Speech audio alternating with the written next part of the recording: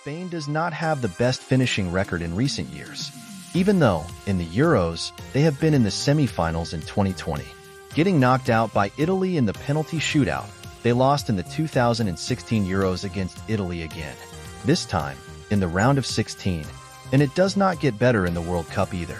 Getting knocked out in the round of 16 in both the 2022 against Morocco and in 2018 against Russia.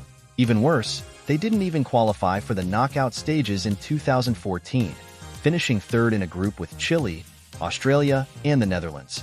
But what changed for this year? And why did they have the best chances of winning the Euros for a fourth time? Since early 2023, Luis de la Fuente Castillo has taken charge of the Spanish national team. Earlier in his coaching career, he has been the head coach of Athletic Bilbao for 2 years and the coach of Alaves for just 5 months. He lastly took part in club football in 2011. Since then, he was the coach from the Spanish national U19, U18, and U21 team before joining as head coach for the Olympic national team from June 2021 until August 2021. He only lost 1 game of his 6 in charge, the final of the Olympics against Brazil with 2-1. He then paused for just about 1.5 years until joining the national team in 2023. Since he took charge of Spain, they have won their maiden Nations League title, topped the group in the Euros, and won incredibly against Georgia in the round of 16. The first time doing so since the Euros in 2008, where they have won the tournament. De la Fuente integrated a new approach.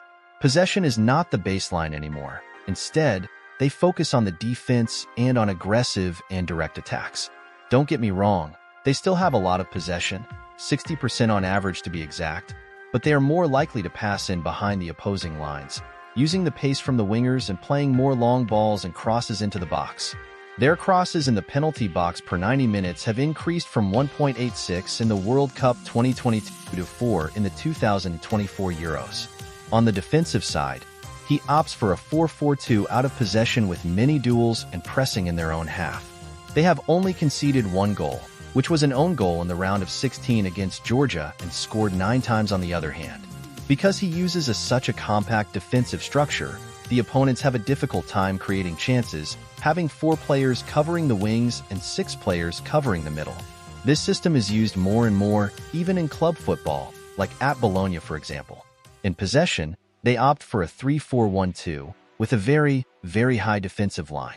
Out of his 4-3-3 starting formation, the 2 wingbacks push forward, 1 midfielder will drop to form a back 3, the 2 wingers will invert to form a double striker setup while the striker drops onto the number 10 spot. This looks like this.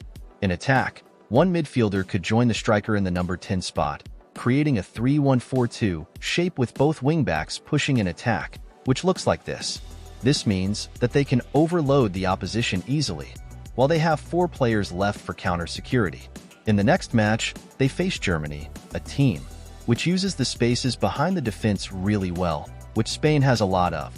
As Spain will most likely have more possession than Germany, because Germany are better out of possession, having a lot of space for counterattacks, Spain must try to find a way to not only be dangerous against the back 5 against Germany, but also secure the defense enough to not concede counterattacks. They did this really well against Georgia, but even against smaller nations, they were vulnerable. But let's not forget to talk about the players. Rodri, Nico Williams, Yamal, Cucurella, Lenormand, Ruiz, and Pedri have a big impact on the team. All of the players are incredibly important, and De La Fuente found a way to form a team out of the squad, where everyone gets his playing and play for one another. How far do you think will Spain come in this year's Euros? Do they have a chance of winning the competition? Let me know in the comments below, and I will see you in the next one.